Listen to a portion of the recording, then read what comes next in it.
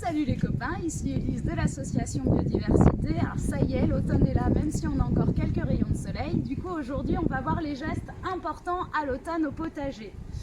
Alors l'automne c'est quand même un peu la saison entre deux, où à la fois on a des plantes qui sont encore jolies, mais dont on sait qu'elles vont plus donner. Là vous voyez c'est de la tomate.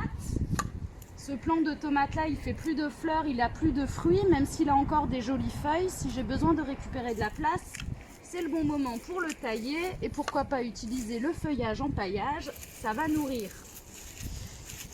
Plutôt que de directement déraciner, vous pouvez juste couper à la base, ce qui va permettre aux racines de se décomposer lentement dans le sol et donc de nourrir les animaux du sol qui nourriront la terre, qui nourriront nos futures plantes potagères. Et ce tuteur-là, on peut l'enlever.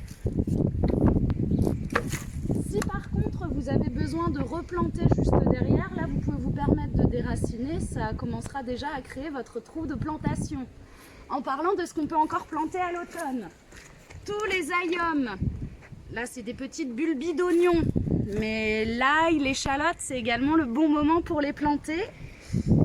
Et alors là on pourra récolter nos oignons à partir de juin-juillet, mais il y a aussi moyen de consommer le feuillage et donc de faire des récoltes en verre.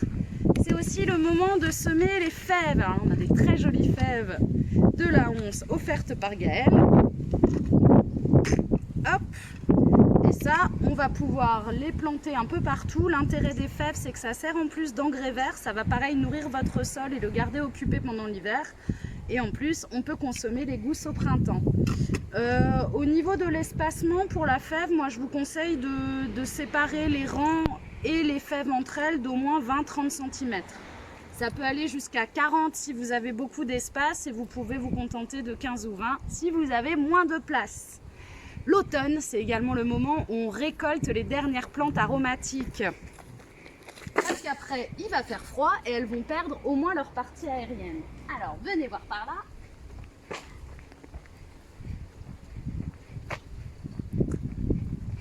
Là, vous voyez, on a les derniers plants de basilic taille. Alors, on peut récolter les sommités florales séchées pour récupérer les graines. Je vous montre ça.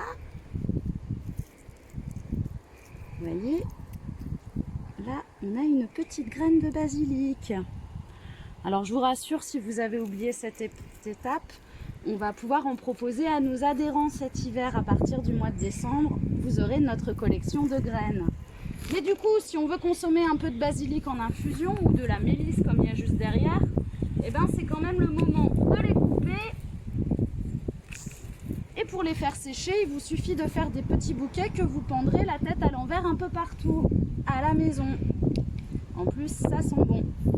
Il y a aussi d'autres plantes vivaces. Bon, c'est le cas de la mélisse, mais elle, si on la taille pas à ras, ça va pas l'embêter des masses. Mais je voulais aussi vous montrer la sarriette.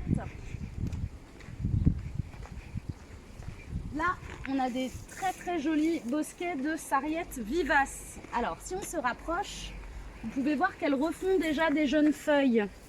Alors, si l'hiver n'est pas trop rude, elles vont les garder, mais sinon, elles vont perdre leur partie aérienne. Donc, pour les aider à passer l'hiver, ce qu'on peut faire, c'est couper à 20 cm de la base. Là, c'est facile, je me sers de la zone qui est encore verte.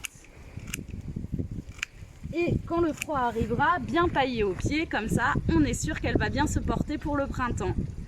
C'est aussi le moment, je savais qu'il me restait quelque chose à vous dire, où vous allez pouvoir récupérer des nouveaux fraisiers. Tout simplement parce que vos fraisiers se multiplient tout seuls et ils font ce qu'on appelle des stolons. Vous voyez, il y en a un magnifique ici. Hop, ça c'est une tige que le plant-mère a éloignée pour que son bébé aille pousser plus loin. Eh ben, il vous suffit de le récupérer et de le mettre dans un petit pot, voire même directement de le replanter à côté. Sous nos climats à Biarritz, il ne fait pas trop froid, donc on peut se permettre ça. Et comme ça, on augmente la taille de sa bande de fraisiers. C'est tout pour aujourd'hui.